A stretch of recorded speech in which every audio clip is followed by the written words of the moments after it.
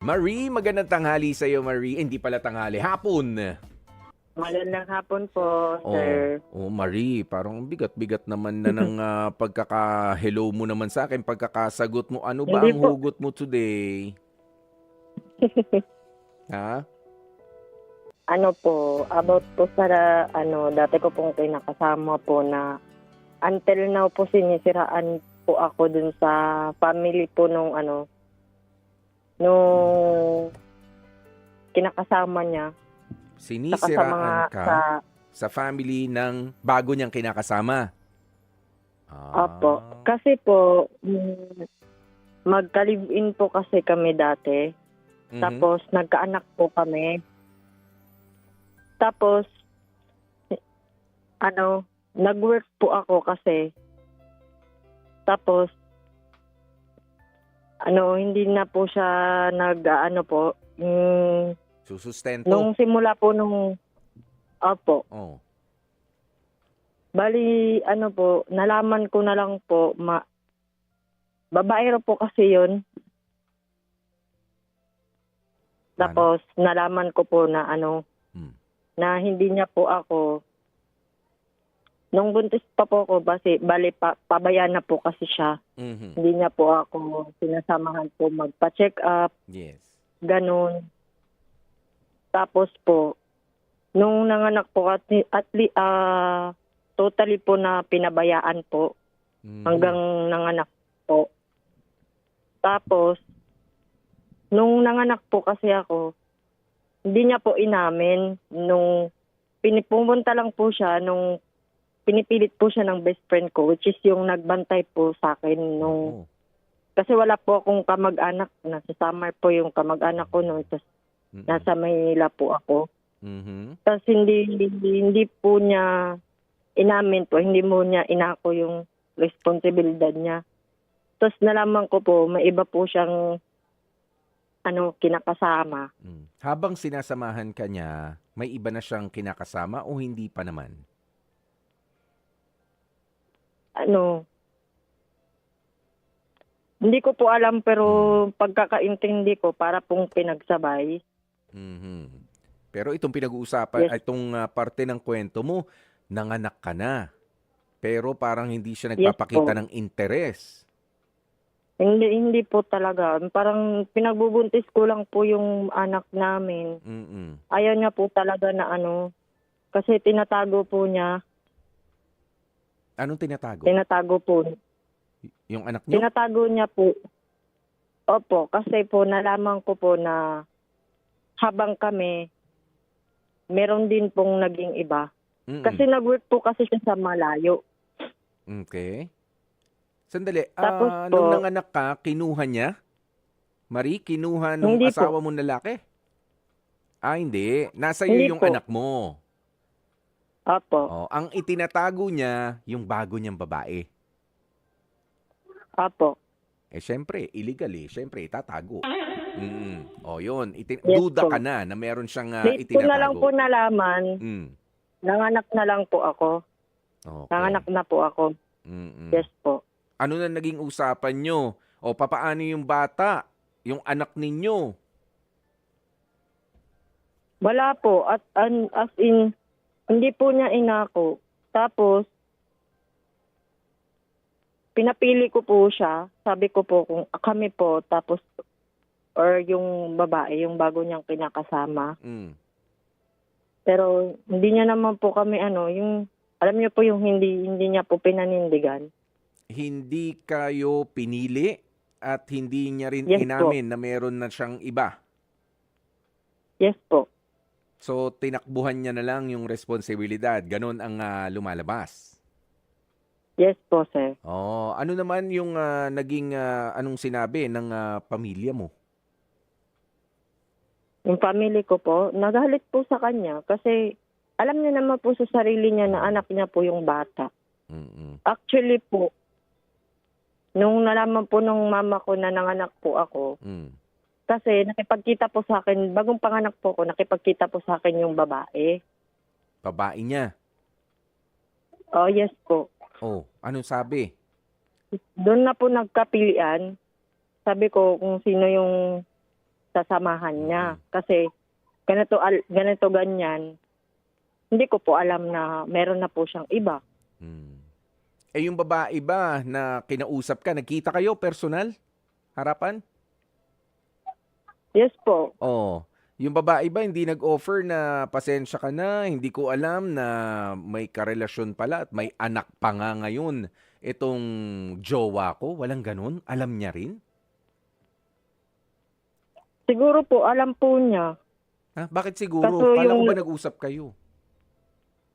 kasi lalaki po yung lalaki po yung may kasalanan. Oo nga. Oo nga. Lalaki may kasalanan. Pero sa pag-uusap ninyo, walang Yung ano? pagkakasabi niya po sa akin, Oh. kasi sa akin, hindi po niya alam. Pero Mm. imposible naman po na hindi po niya alam kasi alam niya naman po na may bata po na nadadamay. So, Mm. kung hindi niya inisip na may bata na naiipit. Kasi, nakipaghiwalay po ko, sabi ko, okay lang kung hindi mo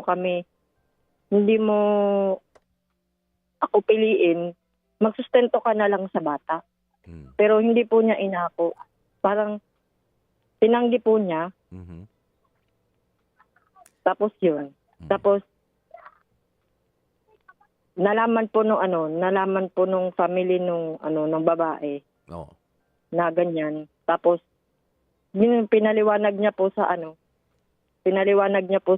family po ng babae na hindi po niya anak yung bata. Mm. Bakit daw po So, Bakit daw po tapos ako daw po yung nagloko.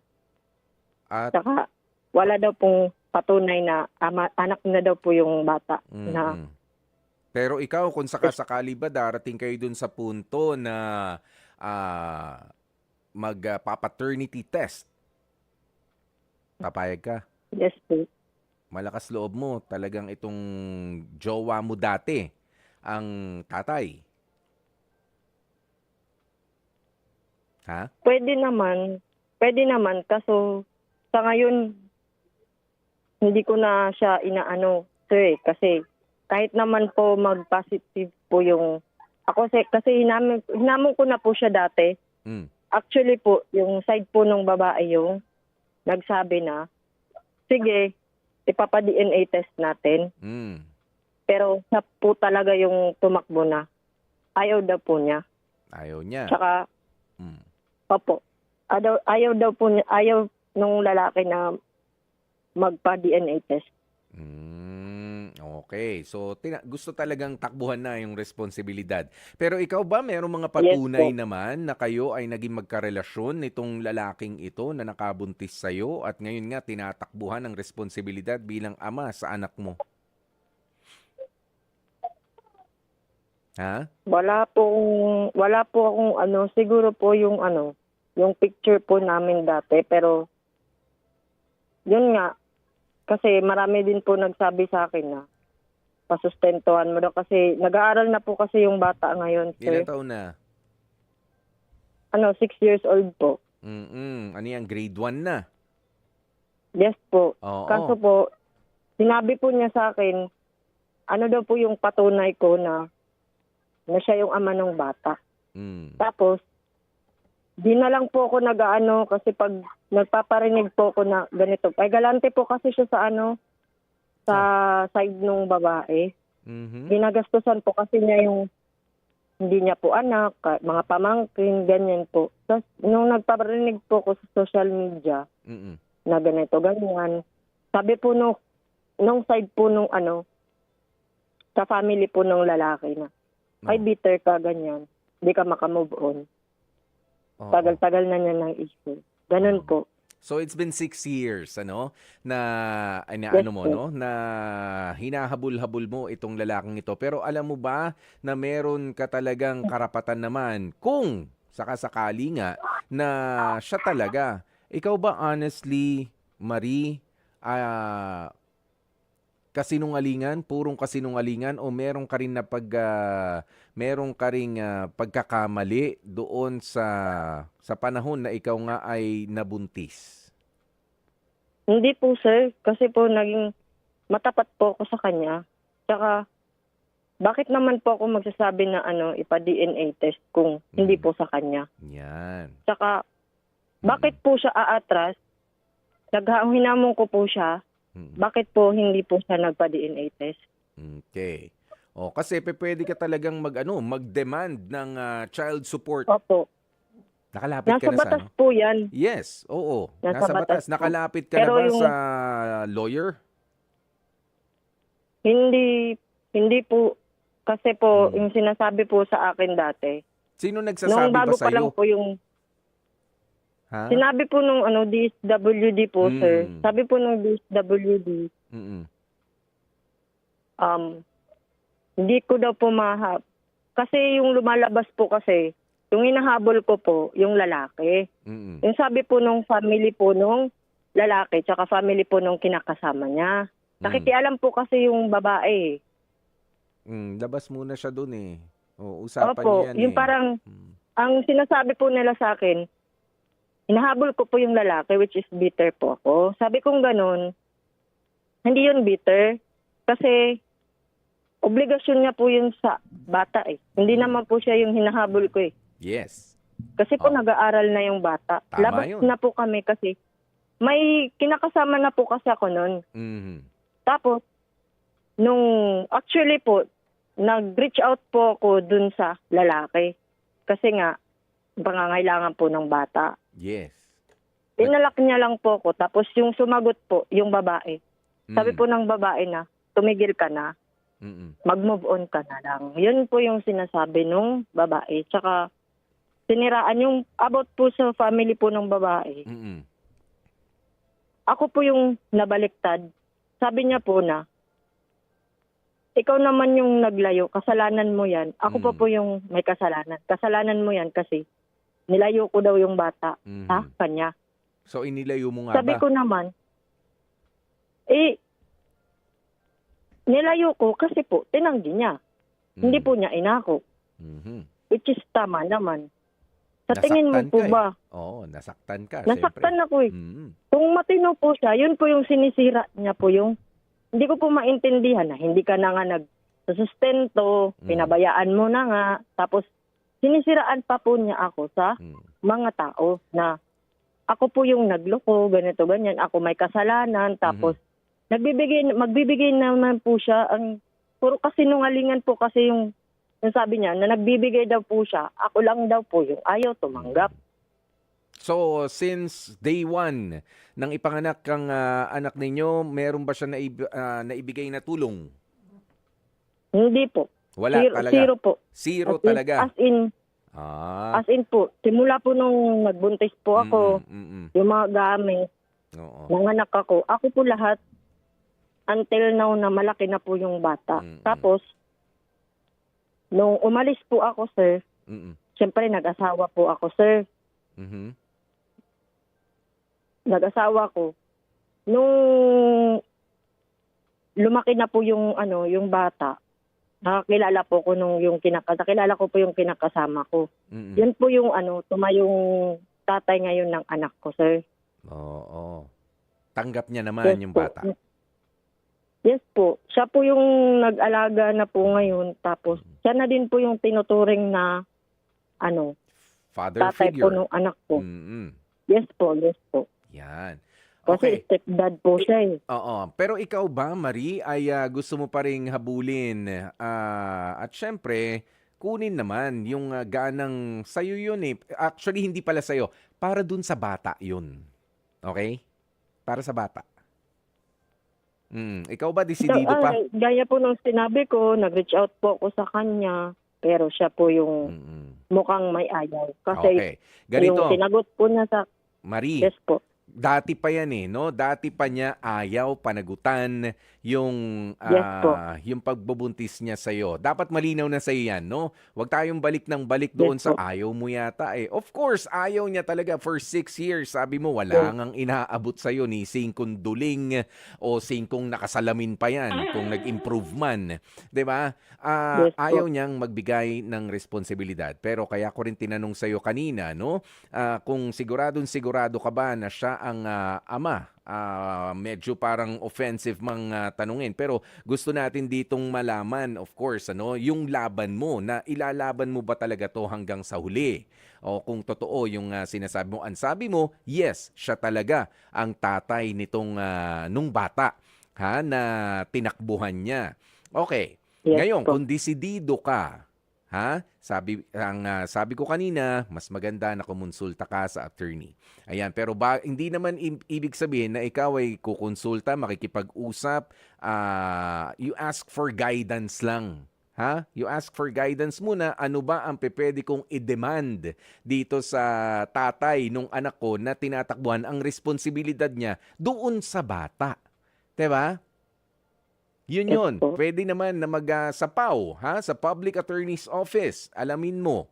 O, paano po ba, attorney, ang pwede kong maging habol? O, kasi gusto kong magbigay naman ng child support yung tatay nitong anak ko Hmm. na tinakbuhan na at ayaw kilalanin ng kanyang ama.